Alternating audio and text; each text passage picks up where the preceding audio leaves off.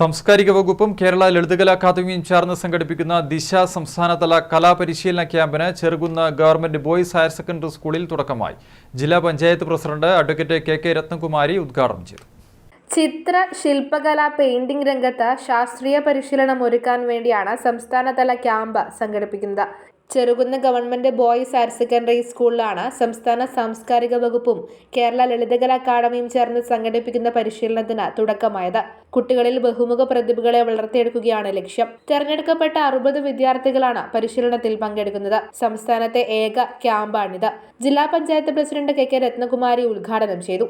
പാഠ്യപദ്ധതി മാത്രമല്ല, പാഠ്യേതര മേഖലയിലും നിങ്ങൾക്ക് ഇത്തരത്തിലുള്ള പ്രോത്സാഹനം നൽകുന്നു എന്നതിന്റെ തെളിവാണ് ഇതുപോലുള്ള ക്യാമ്പുകൾ അടക്കം സംഘടിപ്പിക്കുന്നത്. അങ്ങനെ സർക്കാരിന്റെ നേതൃത്വത്തിൽ വ്യത്യസ്ത ഇത്തരത്തിലുള്ള മേഖലകളുടെയൊക്കെ നേതൃത്വത്തിൽ ഇത്തരം പരിപാടികൾ സംഘടിപ്പിക്കുമ്പോൾ അത് പരമാവധി പ്രയോജനപ്പെടുത്താൻ എന്റെ പ്രിയപ്പെട്ട മക്കൾക്ക് സാധിക്കണമെന്ന് മാത്രമാണ് ഈ അവസരം സൂചിപ്പിക്കാനുള്ളത്.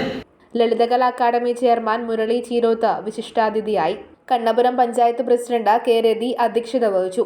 Varghese Kalathil, M Ganesan, P Vidya, O Mohanan, R Hiresh, R S Vandana, C V Sathyanandan, K C Raghuthaman, Deepa Puthalath, Shaija Kodikkalil, Vasavan Payyattam, Santhosh Chunda തുടങ്ങിയവർ സംബന്ധിച്ചു. News bureau, Pazhayangadi.